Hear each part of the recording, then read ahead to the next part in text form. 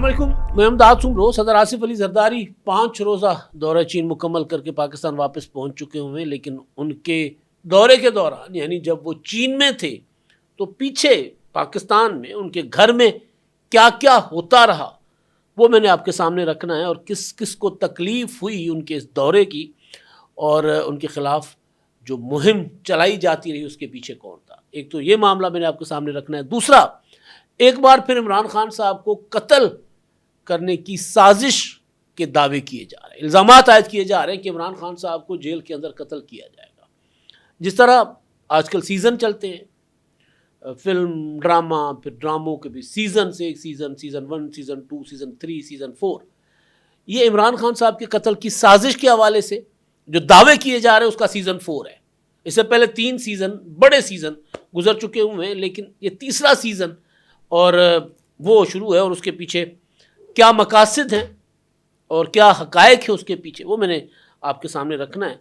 और एक और अच्छी खबर जो है वो ये है कि मरियम नवाज़ साहिबा ने पंजाब के कच्चे में जो उस वहाँ की तरक्यात, उस वहाँ की तरक्की के लिए, वहाँ पर इंफ्रास्ट्रक्चर की बहाली के लिए या वहाँ पर जो सहूलियात के लिए कोई 23 अरब डॉलर का पैकेज देने का ऐलान किया, तो उसके बाद एक रद्द-ए-अमल सामने आया है और हैरानकुन रद्द-ए-अमल है, वो मैंने आपके सामने वीडियो के आखिर में रखना है। तो जनाब, पहले तो बात कर लेते हैं सदर आसिफ अली जरदारी साहब की, जो चीन गए थे 25 तारीख को, और फिर 5 दिन वहाँ क़याम करने के बाद कल वहाँ से वापस वहाँ का जो है वो सानिया एयरपोर्ट, वहाँ से सियाना एयरपोर्ट से वापस आए, और जहाँ पर उनको वापसी के लिए चले तो कम्युनिस्ट पार्टी ऑफ चाइना हाईनॉन के सीनियर रहनुमा है वांग चियांग, उन्होंने उनको अलविदा किया, और उन्होंने दौरे के दौरान हुनान और हाईनॉन जो रियासतें हैं वहाँ उन्होंने विज़िट किया, और फिर हंगोर जो है वो आबदोस, वो उसको पाकिस्तान की जो फ्लीट थी बहरिया की, उसको शामिल करने की एक तकरीब थी जहाँ नेवल चीफ नवीद अशरफ साहब भी थे, और उस तकरीब के मेहमान खुसूसी रहे सदर साहब, और उसके अलावा कई और उन्होंने मुआहदे किए, जिसमें CPEC 2 के तहत अंदरून मुल्क सनती तरक्की और ब्लू इकोनॉमी पर पेशरफ्त के हवाले से अहम जो है वो उमूर और MOUs साइन हुए। शर्जील नाम मेमन साहब, सलीम हांडवीवाला साहब सदर साहब के साथ थे। सदर आसिफ अली जरदारी साहब अभी चाइना नहीं गए थे तो उनके खिलाफ एक प्रोपेगेंडा शुरू हो गया हुआ था। फिर जब चाइना गए तो उस प्रोपेगेंडा को मज़ीद बढ़ाने की कोशिश की गई, फैलाने की कोशिश की गई, लेकिन हैरानकुन हद तक, क्योंकि जरदारी साहब बदनाम बहुत हैं। वो खुद कहते हैं, कमरजमान कायरा साहब बताते हैं कि जी एक बार जब वो सदर मुमलिकत बने और कायरा साहब वज़ीर इत्तलात बने, तो उन्होंने कहा कि मैंने कहा कि जी हमारी जो लीडर हैं उनको बदनाम बहुत किया गया है, लिहाजा ज़रा इमेज बिल्डिंग की जाए, उनके जो बदनामी उनकी बिलावजह होती है उसको ज़रा बेहतर करने की कोशिश की जाए। तो उन्होंने कहा मैंने एक बड़ा अच्छा खासा एक प्रोजेक्ट डिज़ाइन किया और सदर साहब के पास ले गया, उनको ब्रीफ किया कि सर इस तरह हम करके ना आपकी इमेज बिल्डिंग करेंगे, जो आपकी साख ख़राब की गई उसको बहाल करने की कोशिश करेंगे। तो कहते हैं सदर साहब ने सारी ब्रीफिंग सुनी, तहम्मुल के साथ सुनी, ब्रीफिंग ख़त्म हो गई, मुझे कहते हैं कुछ और, मैंने कहा नहीं सर। तो कहते हैं, उन्होंने कहा बेटा 30-40 साल लगा के रियासत ने, रियासती इदारों ने, सियासी मुखालफों ने मेरा इमेज ख़राब किया है, अब ये ठीक नहीं हो सकता, तो बेहतर ये है कि हम अपना काम करें, इस तरफ अपनी तवानाई ज़ाया ना करें, जो काम है हम करने आए वो करें। तो उनको भी इस चीज़ का अंदाज़ा है, तो वो इस बार जो लोग सदर साहब के ख़िलाफ़ प्रोपेगेंडा कर रहे थे, मैं देख रहा था कि उनके जो ट्विटर से उनके नीचे उनको गालियाँ पड़ रही थी। वजह यह थी कि इस वक्त पाकिस्तान कुछ और मोड में था। इस वक्त पाकिस्तानी जो कौम है वो सियासी इख्तिलाफात, तहरीक इंसाफ वाले तो अपनी जगह, उनका तो खैर कोई वो नहीं है, उनका जो सोशल मीडिया जो ट्रोल्स है या सोशल मीडिया ब्रिगेड है वो तो खैर जो करता है वो करता रहा, लेकिन इवन तहरीक इंसाफ की तरफ से भी इस वक्त कोई इस तरह की सूरत हाल जो बनाने की कोशिश की जा रही थी, तो वो भी कोई उछल कूद के उसमें नहीं पड़े, कुछ अनासिर पड़े थे। और फिर मेरी इतलात जो मैंने आपको पहले भी बताई हैं कि कुछ मुतल्लिका इदारों ने फिर ढूंढ के फिर सबको वार्निंग भी दी, और कुछ जो मुख्तलिफ जमातों से जो इत्तेहादी जमातों के लोग थे उनको भी वार्न करके और उनको रोकने की कोशिश की गई। प्रोपेगेंडा क्या था जी? आसिफ जरदारी साहब जो है उन्होंने इस अपना मुत्तहिदा अरब अमारात को कहा कि पाकिस्तान से पैसे वापस ले लो जंग के दौरान। और आसिफ जरदारी साहब जो हैं वो उनको इस्लामाबाद से इसलिए निकाला गया था जब अमेरिका और ईरान के वफूद 11 अप्रैल को इस्लामाबाद आ रहे थे। इस तरह की बातें थी। जब चाइना में थे तब भी इस तरह की बातें हुई, लेकिन जब चाइना में उन्होंने हंगोर आबदोज का जब वो तकरीब के वो थे मेहमान खुसूसी थे, तो उसके बाद सबकी बोलती बंद हो गई, क्योंकि ज़ाहिर तासुर देने की कोशिश की जा रही थी कि जरदारी साहब से फील्ड मार्शल आसिम मुनीर साहब भी नाराज़ हैं, शहबाज शरीफ साहब भी नाराज़ हैं, नवाज शरीफ साहब भी नाराज़ हैं, लिहाजा जरदारी साहब के अब दिन गिने जा चुके हैं। फील्ड मार्शल साहब खुद सदर बनेंगे, या एक और शख्सियत का नाम भी लिया जा रहा था वो सदर बनेंगे, तो ऐसा कुछ नहीं हुआ। जरदारी साहब 5 दिन का दौरा करके वहाँ के सरकारी प्रोटोकॉल में थे, वहाँ जिस स्टेट में जा रहे थे वहाँ की जो कम्युनिस्ट पार्टी के रहनुमा थे वो उनको रिसीव करते थे, वहाँ की जो क़यादत थी या वहाँ की जो हुकूमत या जो लोकल गवर्नमेंट के लोग थे वो उनको रिसीव करते थे, ब्रीफ करते थे। और जरदारी साहब पहले भी जाते रहे, तो उनको ये नहीं होती फ़िक्र कि मुझे कोई वहाँ कोई वज़ीर आज़म रिसीव करने आए या वहाँ के सदर साहब ज़ाहिर चीन के सदर वो रिसीव करने आए, ऐसे उनको कभी नहीं रहा। वो जाते हैं और जाकर जो वहाँ से कुछ सीख के आते हैं या अप्लाई करने की कोशिश करते हैं। तो बहरहाल वो गए, वापस आ गए।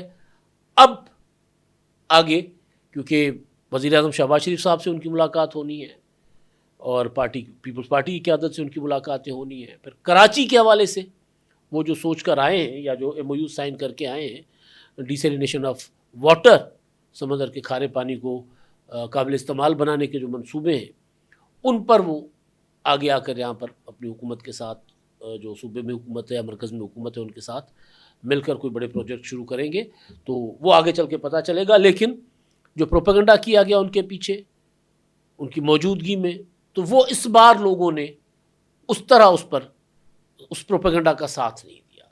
अच्छा जी, अब जो तहरीक इंसाफ का मामला था इमरान खान साहब के मुतालिक, एक बार फिर PTI के जो एक तो इमरान खान साहब की बहनें अलीमा खान साहिबा, डॉक्टर उज़मा खान साहिबा और नौरीन नियाज़ी खान साहिबा, वो ये कह रही हैं कि उनके भाई को कुछ दिया गया है, इस वजह से उनकी आंख जो है वो मुतासिर हुई है। वरना ना उनको ब्लड प्रेशर, ना उनको कोई शुगर, ना कोई और मसला, वो तो बड़े फिट हैं, वो तो एक्सरसाइज करते रहते हैं, तो वो बीमार भी नहीं थे। तो ये आंख का मसला कैसे बना? ये मुतालबा उनका जायज़ है कि ब्लड टेस्ट करवाने चाहिए या जो भी रीज़न पता करना चाहिए, उनका डिमांड जायज़। लेकिन फिर वो फौरी तौर पर इल्ज़ाम भी आयद करती हैं कि नहीं, हम उनको कुछ दिया गया है। कुछ माहिरीन कहते हैं कि उनको कुछ दिया गया, यानी जहर दिया गया। उसको लेकर तहरीक इंसाफ का जो यूट्यूबर लोग हैं जो बाहर बैठे डॉलर्स कमाते इस तरह के प्रोपेगेंडा को लेकर, वो ये कह रहे हैं कि जी इमरान खान साहब को मारने की कोशिश, हम तो कहते थे कि इमरान खान को जेल में मार दिया जाएगा। अब इमरान खान साहब अब मैं अब आ रहा हूँ सीजन्स के ऊपर। जब इमरान खान साहब अपना 10 अप्रैल 2022 को इक़्तिदार से निकाले गए तहरीक अदम एतमाद के ज़रिए, तो उसके बाद उनको इस बात का यकीन था कि वो गिरफ़्तार होंगे, क्योंकि पाकिस्तान में कभी भी वज़ीर आज़म हाउस से निकल कर कोई बंदा ज़्यादा देर अपने घर में नहीं ठहर सका, वो गिरफ़्तार हो जाता है। तो खान साहब ने अपने जो है ना कलाबंदी करना शुरू कर दी, हिसार बनाना शुरू कर दिया। पहले बनीगाला में रहते थे, तो वहाँ रोज़ाना एक खबर चलाई जाती थी कि जी इमरान खान को गिरफ़्तार करने के लिए पुलिस चल पड़ी है, पहुँचो बनीगाला पहुँचो, ये चीज़। फिर इमरान खान साहब ने कहना शुरू कर दिया कि जी इन्होंने मुझे मारना है, ये मुझे गिरफ़्तार नहीं करना चाहते, मुझे मारेंगे। आपको याद होगा कि उन्होंने एक जलसे में कहा था कि जी मुझे कत्ल करने की साजिश हुई है और 3 लोगों के नाम मैंने वीडियो में रिकॉर्ड करवा के वीडियो बाहर महफूज करवा के रख ली है। एक ये। दूसरा, फिर जब वो जा रहे थे उधर लॉन्ग मार्च करके आसिम मुनीर का तकर्रुर रुकवाने के लिए, आपको याद होगा पिंडी जा रहे थे, और ये 28 अक्टूबर के दिन की तारीख है, और 3 नवंबर को उनको गोली लगी वज़ीराबाद में। या नहीं, गोली तो खैर कोई नहीं कहता कि गोली लगी है, लेकिन उनके ऊपर गोली चली थी और वो ज़रात लगने से ज़ख्मी भी हुए थे। तो उसके बाद उन्होंने कहा कि जी मुझे राणा सनाउल्लाह, उस वक्त के DGISI और इस तरह वज़ीर आज़म उनके नाम लिए कि जिन्होंने मुझे कत्ल करवाने की साजिश की है। फिर जब उनको अदालत अरेस्ट वारंट उनके लिए निकालती थी, तो उस वक्त दोबारा उन्होंने पहुँचो ज़मान पार्क, क्योंकि ज़मान पार्क आ गए थे, उस वक्त ये कहते थे कि ये मुझे गिरफ्तार नहीं करना चाहते, ये मेरे लिए एक साजिश जाल बिछा रहे हैं मेरी मौत का। फिर जब इस्लामाबाद गए, आपको याद होगा वो 18 मार्च, बल्कि उससे पहले 14 और 15 मार्च को जब गिरफ्तार करने के लिए पुलिस आई, तब इन्होंने कहा कि ये मुझे मारना चाहते हैं। फिर 18 मार्च को जब इस्लामाबाद हाई कोर्ट में अपना पेश हुए, वहाँ पर ज़िला कचहरी में पेश होने के लिए पहुँचे, तो वहाँ पर इनके लोग थे, उधम मचाया उन्होंने, और इमरान खान साहब ने उल्टा इल्ज़ाम ये लगाया कि जी मुझे मारने के लिए वहाँ लोग खड़े थे, मैंने खुद अपने कातिल देखे। Season number 3। फिर जब उनको गिरफ्तार किया गया जा रहा था, 9 मई को जाना था, तो घर से निकलते हुए, ये सीज़न नंबर 3 का ही पार्ट है, घर से निकलते हुए उन्होंने कहा था कि जी मुझे इन्होंने गिरफ्तार करना है और मुझे मार देना है, तो कौम जो है निकल पड़े सड़कों पर। फिर 9 मार्च को जो कुछ हुआ सब, 9 मई को जो कुछ हुआ सब ने देखा। तो उसके बाद इमरान खान साहब जेल में चले गए, महफूज रहे, इल्ज़ामात लगाते रहे, इन्होंने मुझे मार देना है, कत्ल कर देना वगैरह वगैरह। लेकिन अब क्योंकि इमरान खान साहब जेल में हैं, उनकी तबीयत ख़राब होती है, उनको मुकम्मल इलाज मिलता है, अस्पताल मुंतकिल किया जाता है। ये गलत बात है कि उनको उनके अहले खाना की मौजूदगी में उनका इलाज होना चाहिए, जो नहीं किया जा रहा, जो होना चाहिए। लेकिन उनको इलाज मिल रहा है, और लेकिन उसके बाद अब ये दोबारा सीज़न नंबर 4 शुरू हुआ है कि जी इमरान खान साहब को कत्ल किया जाएगा। अब इमरान खान साहब 1000 दिन गुजार चुके हैं जेल में जी, और अगर इमरान खान साहब को किसी ने मारने की साजिश, किसी ने, इंसान है, ज़िंदगी मौत अल्लाह के हाथ में, सबके दिन, सबका आखिरी दिन तो आना होता है ना, कोई क़यामत तक के लिए तो किसी ने ज़िंदा नहीं रहना। लेकिन अगर किसी ने कुछ करना होता तो जेल में उनके पास थे। 14 और 15 मार्च को इमरान खान साहब ने खुद मौका दिया था कि इनकाउंटर कर दो मेरा, वो नहीं किया गया। 18 मार्च को इमरान खान ने कोशिश की कि उनका इनकाउंटर हो जाए, वो नहीं हुआ। यानी माहौल बना दिया ना कि आप फोर्सेस के सामने बंदूक बरदार खड़े कर दें। 14 और 15 मार्च को अरेस्ट वारंट के वक्त यही हुआ था ना लाहौर में, तो नहीं हुआ। तो किसी ने कोई साजिश नहीं रची हुई। लेकिन अब एक बार फिर ये कहा जा रहा है कि इमरान खान को मार दिया जाएगा। उसके पीछे मकसद इमरान खान का जो भी था, लोगों को जज्बाती करने का, अपने साथ जोड़े रखने का, वो तो मकसद इमरान खान साहब का होगा। लेकिन अब मकसद क्या है? एक अहले खाना का ये कि किसी तरह मुलाकात हो जाए, जो कि उनकी जायज़ डिमांड है। दूसरा, वो लोग यूट्यूबर्स वगैरह जो डॉलर कमाना चाहते हैं, तो उस प्रोपेगेंडा को आगे लेकर चलते हैं। लेकिन दूसरी बात, जो कल एक तहरीक तहफ़्फ़ुज़ अहन पाकिस्तान वालों को ये मौका मिला कि लाहौर में उन्होंने, वो क्या होता है, सबलेट करते हैं ना किसी और को काम दे देना। तो लाहौर में एक अपना 1 मई के हवाले से मजदूर रैली थी, फ़ारूक तारिक वगैरह ने करवाई थी। तो वहाँ पर महमूद खान चकज़ई साहब और दीगर तहरीक तहफ़्फ़ुज़ अहन पाकिस्तान की और तहरीक इंसाफ की लीडरशिप थी। तो महमूद खान चकज़ई साहब ने कल एक बात की, उन्होंने कहा कि देखिए, इमरान खान साहब को माइनस करने का इनका मंसूबा है। मैं PTI के कारकुनों को खबरदार करना चाहता हूँ कि वो इस बात को नज़र में रखें, और साजिशें हो रही हैं, इमरान खान साहब को जेल में रख के माइनस करना चाहते हैं। अब इमरान खान साहब माइनस हो चुके हुए हैं। जिस हवाले से महमूद खान चकज़ई साहब कह रहे हैं, उस हवाले से तो माइनस है। ना पार्टी, ना वो सियासत कर सकते हैं। तो सियासी तौर पर वो माइनस, अपना लीगल कानूनी तौर पर तो माइनस हो चुके हुए हैं। सियासी तौर पर वो आहिस्ता आहिस्ता माइनस हो रहे हैं अपनी और अपनी पार्टी की हरकतों की वजह से। तो और कितना माइनस हो सकते हैं ये हम नहीं कह सकते, लेकिन चकज़ई साहब कह रहे हैं कि हमेशा के लिए उनको माइनस करने की कोशिश की जा रही है। अब अगर लाहौर में महमूद खान चकज़ई साहब जो हैं वो फ़ारूक तारिक साहब की मज़दूरों की रैली से आकर खिताब कर सकते हैं, तो तहरीक तहफ़्फ़ुज़ अहन पाकिस्तान वाले क्यों नहीं कोई ऐसा एहतजाज कर सकते? वो सिर्फ ये खबर देने के लिए तो नहीं है ना कि इमरान खान साहब को माइनस किया जाएगा। गोया खान साहब के लिए मतलब अब कोई भी अच्छी खबर नहीं है। अच्छा जी, मरीम नवाज़ साहबा ने कल, मैंने अपने व्लॉग में आपको बताया था, उन्होंने बड़ा ज़बरदस्त किस्म का एक प्रोजेक्ट लॉन्च किया है। कच्चे के हवाले से, कच्चे को डाकुओं से पाक कर दिया गया, डाकुओं ने सरेंडर कर दिया, और वहाँ पे जो DPO हैं अपना इरफान समो साहब, वो कई बार ये बता चुके हैं कि जी डाकू जो है सरेंडर कर रहे हैं मुसलसल। तो उन्होंने कोई 23 अरब का एक पैकेज दिया मरीम नवाज़ साहबा ने, जिसमें फिर 14,000 एकड़, 14,500 एकड़ ज़मीन वहाँ के मकामी लोगों को दी जाएगी खेती बाड़ी के लिए, स्कूल्स बनेंगे, अस्पताल बनेंगे, रोड्स बनेंगे, अमन व अमान के लिए पैसे रखे गए हैं। तो पीपल्स पार्टी के रहनुमा हैं और सादका एमपीए बनते हैं वहाँ से, सादकाबाद से, मुमताज़ चांग। उन्होंने डाकुओं का मसला पंजाब में सबसे पहले उठाया था और उनके डेरे पर नवाज़ाबाद में डाकू हमले करते रहे और वो पंजाब असेंबली में आकर तगड़ी तगड़ी तकरीरें भी करते रहे। मैंने उनके इंटरव्यूज़ भी किए और वो आकर बताते थे कि उस वक्त के जो डीपीओ या उस वक्त की जो पुलिस कमान थी, जो अफसरान थे, वो डाकुओं के साथ मिले होते थे।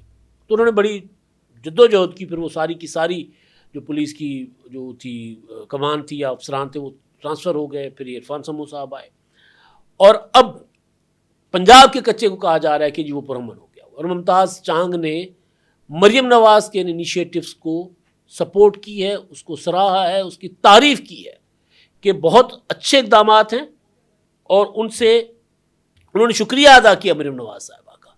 उन्होंने कहा कि जी मरियम नवाज़ साहिबा का शुक्रिया अदा करते हैं, इससे ये होगा कि अमन कायम होगा, तरक्याती कामों से जो महरूमियाँ हैं लोगों की वो ख़त्म होंगी, लोगों को रोज़गार मिलेगा, लोगों को तालीम मिलेगी।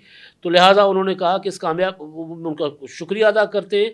और साथ साथ उन्होंने कहा कि पाकिस्तान के सदर पाकिस्तान आसिफ अली जरदारी, वज़ीर आला पंजाब मरियम नवाज़ और तमाम कानून नाफिज करने वाले इदारों, CCD, पंजाब पुलिस के पुलिस कांस्टेबल से लेकर IG तक और सिविलियन शोधा और पुलिस शोधा को उन्होंने कहा कि मैं खराज की तहसीन पेश करता हूँ। तो ये एक अच्छी बात होती है कि अगर आपकी मुखालिफ हुकूमत भी है, चाहे आप इत्तेहाद में हैं, लेकिन पीपल्स पार्टी मुस्लिम लीग नून मुखालिफ है और मुमताज़ चांग मुसलसल तनकीद करते आ रहे हैं उन पर, तो अगर वो कोई अच्छा काम करते हैं तो उनकी तारीफ़ की जाती है।